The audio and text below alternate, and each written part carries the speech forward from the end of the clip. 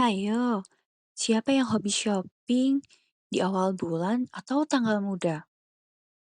7 dari 10 Gen Z sering kehabisan uang sebelum tanggal tua loh.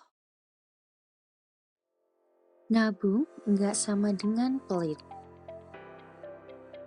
Ngatur uang itu bukan berarti pelit. Tapi biar kamu bisa tetap enjoy tanpa stres keuangan. Banyak Gen Z yang udah mulai kerja, tapi belum tahu kemana uangnya pergi. Padahal dengan perencanaan kecil aja, kamu bisa nikmatin hidup dan tetap aman secara finansial. Nah, bingung nih.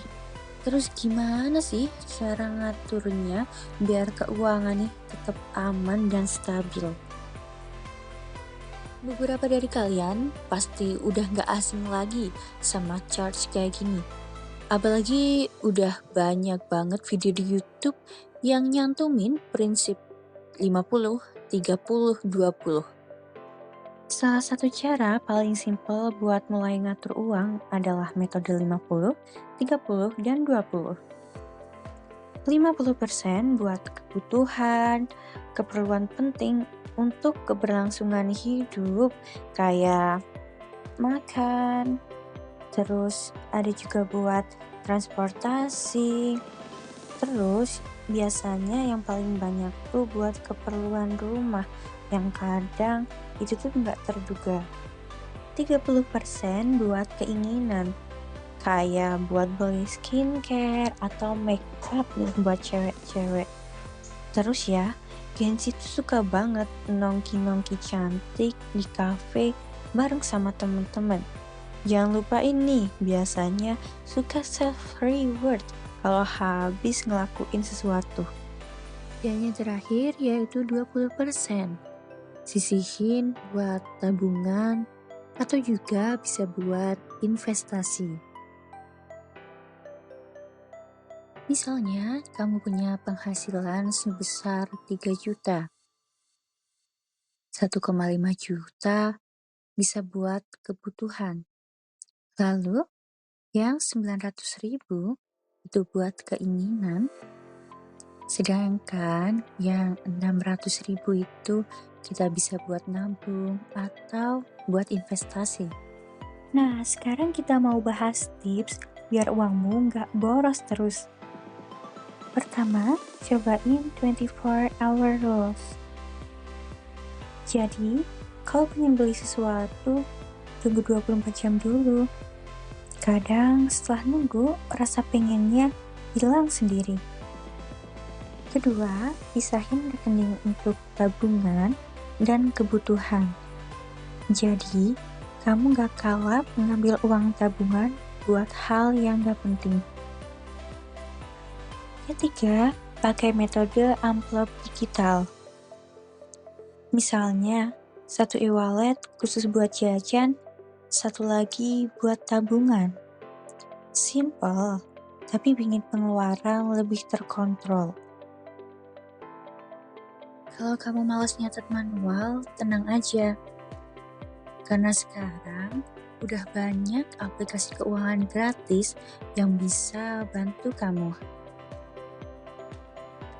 Nah, salah satu aplikasi yang aku rekomendasiin buat kalian yaitu Budgetin.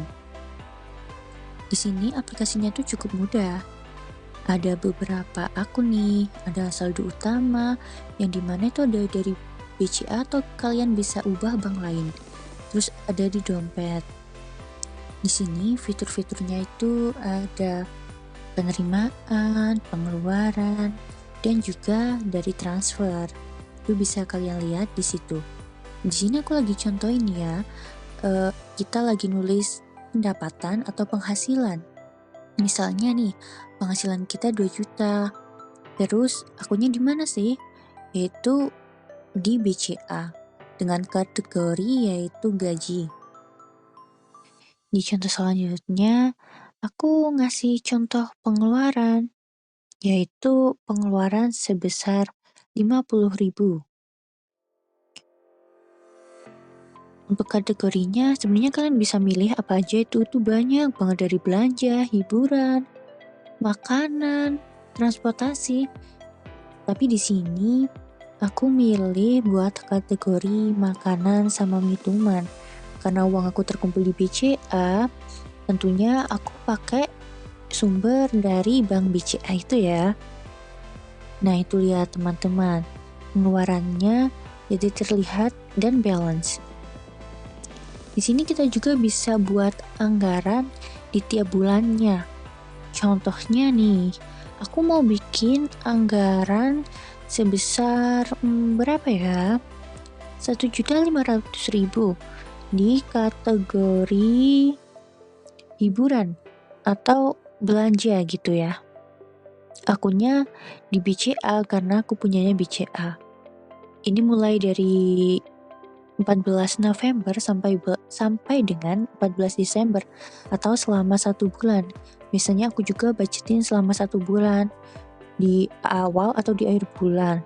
Tapi karena ini aku lagi bikin contoh buat kalian, jadi aku per tanggal hari ini ya. Nah itu bisa dilihat kan, kalau kita udah menganggarkan sebesar 1.500.000. Lalu contohin juga nih, kalau aku bikin suatu pengeluaran. Di sini aku mau mengeluarkan uang sebanyak 200.000 di kategori belanja. Karena yang tadi aku anggarin itu di kategori belanja. Lihat guys, saldonya juga langsung berkurang sesuai pengeluaran yang aku catat. Ini salah satu tips buat kalian gak boros. Soalnya kalian bakal selalu tahu uang-uang kalian sisa berapa. Sekarang aku mau rekomendasiin aplikasi yang cocok buat nyimpen uang ala Gen Z nih. Karena selain nyimpen, ini juga bisa dapet tambahan duit karena kita nyimpen di tempat itu. Nah, aku pilih aplikasi Bibit. Sebenarnya Bibit ini bisa dibuat banyak hal. Misal tuh ada obligasi, reksadana, bahkan di sini juga ada saham. Tapi karena orientasi kita mau nyimpen duit secara aman nih, tapi tetap dapat untung, aku rekomendasiin ke kalian buat FD obligasi. Di sini aku milih di Trimegah ya, yaitu di Trimegah Dana Syariah kelas A. Nah, buat pertumbuhan 1 tahunnya tuh bisa 9%-an. Tuh kalian bisa kepoin dan baca secara detail ya nanti. Di sini aku mau buat simulasi nih. Karena di sini disediain simulasi kalau kita nabung tahunan atau sekali bahkan setiap bulannya. Ini aku nyoba kalau kita nabung sekali aja nih, sekali, dan sebesar 2 juta. Dalam 1 tahunnya itu untung kita ya ada 184.000. Kurang lebih segitu ya. Nah, kalau kita nyoba lagi nih, misalnya 1 bulannya kita nabung 500.000 terus rutin nih setiap bulannya. Itu 1 tahunnya kita udah bisa dapet duit sebesar 6.295.000. Ini tuh cukup untung karena kita niatnya cuma buat nabung. Mulai dari kecil, mulai dari sekarang. Gak perlu nunggu kaya dulu, baru belajar ngatur uang. Uang bisa datang dan pergi, tapi kebiasaan baik bakal tinggal. Jadi yuk, jadi Gen Z yang melek finansial dan siap buat masa depan.